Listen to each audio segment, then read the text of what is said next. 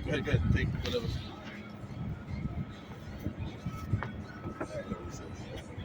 Good. Ready? Asians who say streets. You have to speak because we got Asians who say streets, safe schools, Sure. safe That's somewhere. fine. That's fine. You have to Just speak.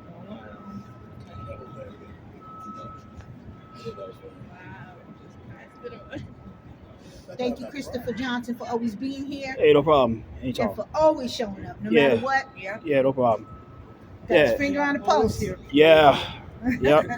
Yeah, no problem. It was, All right, just let me know when you, who's speaking. Oh, Susan's Susan, speaking. yeah. Okay. Oh, let him have it, Susan. I got it. Can't wait for this. All right. In 3, 2. I'm here at the courthouse with Madeline Brand as her son. His son was murdered about 4.5 years ago. And I would like to issue a statement to DA Alvin Bragg, who is my DA. I would also like to issue a statement to our mayor, Eric Adams. With all due respect, this case should not have taken 4.5 years, number one. Number two, we need to get rid of bail reform because it keeps happening over and over and over again. Putting them in jail, letting them out. Picking them up, letting them out. The police are overtaxed. You do not back them. You allow murderers to go free. It is not fair to the NYPD or to my friend Madeline Brain, who had her son brutally murdered in the streets. Okay, and then there are others that weren't even charged and were charged and let go. If you don't stop it and stand up for we the people of our boroughs, we are going to take action to make sure that you never get into office again or work hard to get you out. This is cold-blooded murder. And as far as I'm concerned, as Madeline says, you take a life, you do life. Thank you. That's right. Excellent. Okay. Phil Wong is up next. Coffee? Are these lives or you're just doing videos? I'm going to do Okay. videos and then I'll show you And what then we'll you'll, do. you'll Now we share. can share the multi-platform. Okay. Come on, Susan, you got to get in there. Mm-hmm. Get in? We all get in? Okay, so I'm going to say 3, 2, 1. Ready? Yes. 3. Good afternoon. My name is Phil Wang. I'm here today with Madeline Brain, and finally we get to see justice for Sergeant Hason Correa. After 4.5 years of fighting, after standing here for many times, after traveling to Albany and Lobby, we finally see the judge giving out a stiff sentence. And I am certain that if it weren't for us fighting, the outcome would have been very, very different. Absolutely. Because I was on my way here and I saw like so many kids, youth, young people coming out of the courtroom with raising their hands, looking like victorious. And we know that those are the people that committed crimes and came out like a revolving door, walk free, and they raised their hands, claiming victory, right? Knowing that a lot of them will be back here again in a couple of days, because this is the revolving door that we're talking about, and it has to stop. Because if it does not stop, we're creating a new generation, That's right. a new generation of teens and youths, right, Right. that will commit crimes, and they do it because they know they could get away with it, and they will do it again and again and again, right? Ask any kid. When I was a kid, I will keep doing it again and again because I know I could get away with it.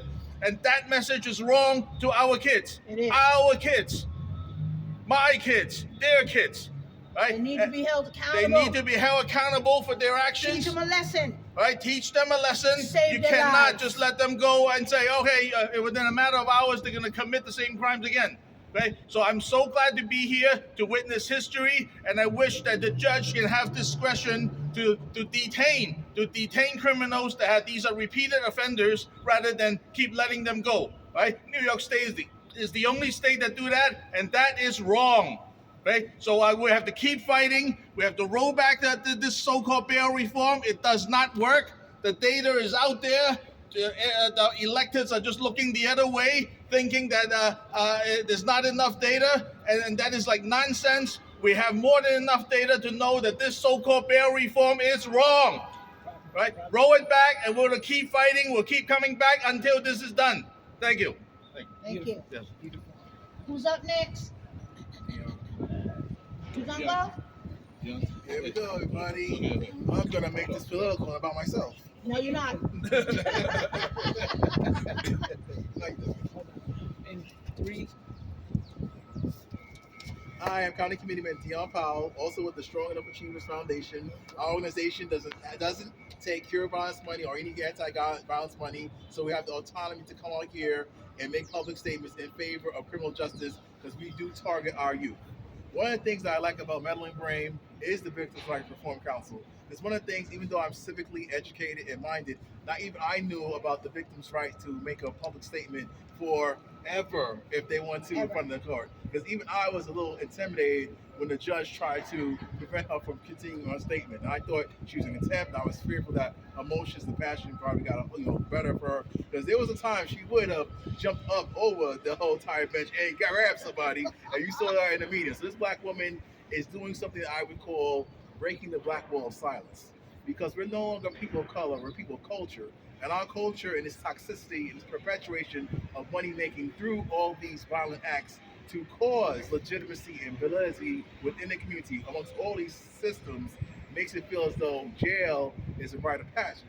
And unfortunately, we have to break the culture of our like-mindedness and support youth through organizations like mine, through organizations like hers, interns, summer youth, and those kind of things to get something called sweat equity. They know they have to work for a living and nothing is going to be handed to them. Because one thing about things is that if we allow these kids to get ownership, access to leadership, access to capital of the communities, the more things you own, the more education you get, the more you travel, the more conservative your mindset will become.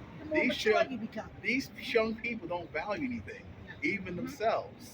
So if they had goals to accomplish and things to lose, like their freedom and like all these other things, then they will value things more so. So right now they've been enabled, as we used to say back in the day, they're spoiled, spare the rod, spoil the child.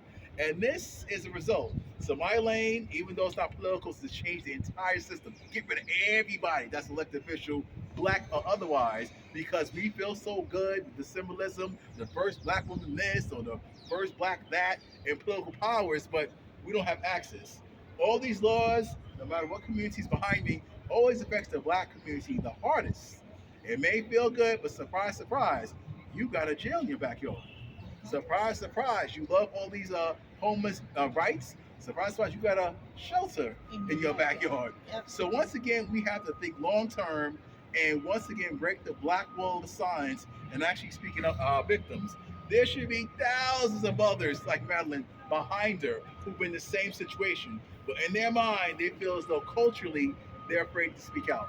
They'll yell and scream to the TV, on social media, but then poof, they disappear. But leadership like she has goes a long way. So I want to support Madeline, tell her I love her, and keep being in front of these cameras. Because like I said before, hand turn aside, seeing more black faces breaks and cracks that black wall of silence. Because now they see people like them in front of conservative news like Fox, and today, because liberal media like New York One, News 12. And that's the first thing that our people understand, which is identity politics. Because our people have to look, wait, and watch, see to believe it. And now through her courage, other mothers are coming forward behind the scenes, hugging her, giving her words of encouragement. But she's like, no, come with me into the courthouse, learn your rights and things of that nature. Don't tell me on the side at the cookout or whatever, but you have to stand up and get in front of these cameras. Because when I look over my shoulder, if I don't got black people behind me, then more black people will be scared to speak up and break the black wall of silence. So again, we appreciate Say it again, everybody. Break the black wall of silence. Break the black wall of silence. Break the black wall of silence. Because if we don't, then we're going to lose the future of all our black youth from New York City and beyond. Because we all know all Bibles in the country and the world look to New York from leadership by example. Because if we have all these protests and rallies, they look at New York and not in Memphis, Texas, where it happened. They look at New York instead of in Minnesota, where it happens. And look at Florida. They always look at New York to see how New Yorkers and rallies and pillage. And of course, the media is part of the problem because they keep perpetuating it in our faces. And our culture is to be emotional because we're so poor, dependent, and dumb that they keep playing our emotions instead of giving us small things of how it works, like the Victims' Rights Reform Council, even educated to me for your rights to even go before the judge to make a public statement, which is your right, which is a victim's right. Correct? Victims' rights. All right, so victims have rights. That's right. Victims have rights. Thank you very New much. York State Victims Bill of Rights. That's right. All your mothers out there, mothers of homicide victims, Google it. New York State Victims Bill of Rights. Learn what your rights are. New York State Victims Bill of Rights. You have rights. Know what your rights are, especially mothers and families of homicide victims. You have rights. All right. Excellent. Arthur, you want to?